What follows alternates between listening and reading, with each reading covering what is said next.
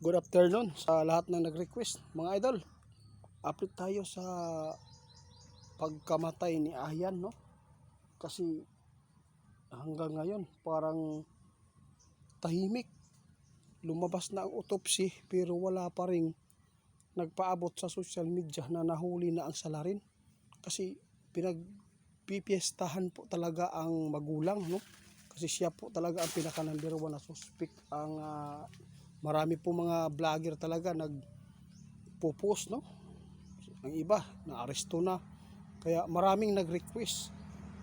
May pag-asa pa ba daw na malutas o makuha ang hustisya dito kasi pinagpapalo daw talaga.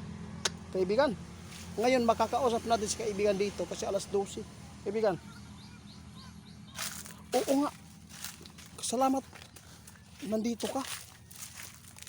Tungkol po ito sa bata ba na si Ayan doon sa Butuan ba? Lumabas na yung autopsy hanggang ngayon. Bakit tahimik ang hustisya? Grabe mga idol, ang tindi ng sikmura nito. Ang tindi ng salarin. Grabe, sabi na ating kaibigan ito, grabe po. Takot siyang umamin. Dahil alam na po niya ang patutunguhan niya. Talagang ayaw magpakulong mga idol. Sus. Nako, ito po yung masama dito mga idol.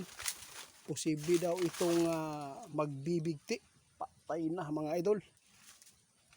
Hintayin na lang po natin kung ano itong resulta mga idol. May nakita si kaibigan. Yung salarin daw dito, nakita ng ating kaibigan, nakapag-isip na magbigti. Ayay. Para hindi niya kinaya ang konsensya mga idol.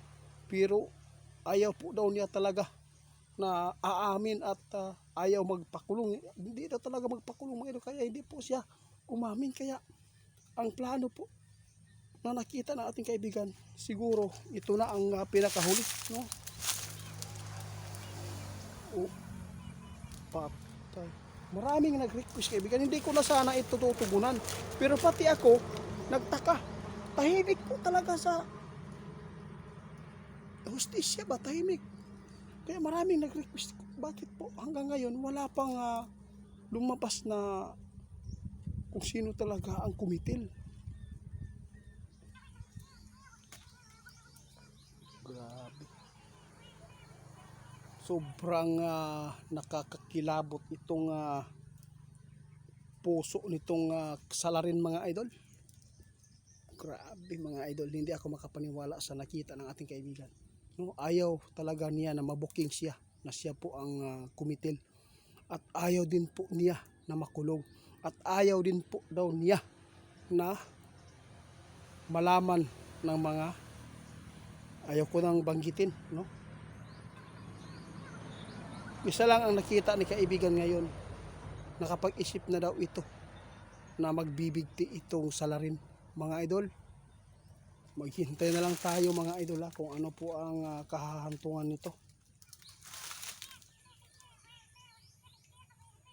Grabe na, kung ano man po ang nagawa, sana dapat inayos na lang, inamin, hindi na lang itinapon sa malayo. Kasi mas lalo pong pinapahirapan nila ang mga gukod, no? Sa hustisya. Grabe. Oo, sa mga nag-request po sa atin, kaya binigyan ko na lang itong time na to kasi nandito ka naman, at least malaman nila na ito po ang nakita nyo. Alam po ninyo mga idol kung bakit hindi po nalutas pa ang hustisya dito, kasi sobrang tigas po ang kanyang puso, no? Grabe, ipinapakita niya talaga na malinis siya at wala siyang ginawang masama. Pero ang kanyang konsensya mga idol, nakita ni kaibigan, grabe, ayaw talaga niya na mabuking siya at ayaw po niya na makulong siya at ayaw niya na malaman po ng kanyang mga pamilya. Yahak na. Ito po ang nakita ng ating kaibigan. Masama na daw ang iniisip nito. Posibleng ang kahantungan nito magbibigti.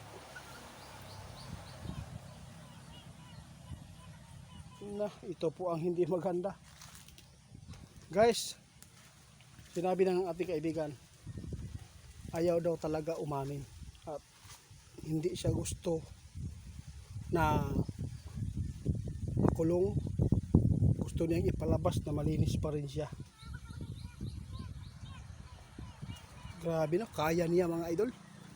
Na walang kamuang-muang na sos. Hindi ko na lang sasabihin mga idol dahil si kaibigan nagpaabot na, no? Maghintay na lang tayo sa resulta nito. Kung hindi man niya na matuloy ang pagbigti, makukulong talaga yan at malalaman talaga yan. Oo nga, malalaman nga ang mga salarin sa pagkitil sa buhay ni Mima Alicia. Ito pa kaya, no? Na ilan lang po, nasa bahay lang po talaga itong basta bata, no?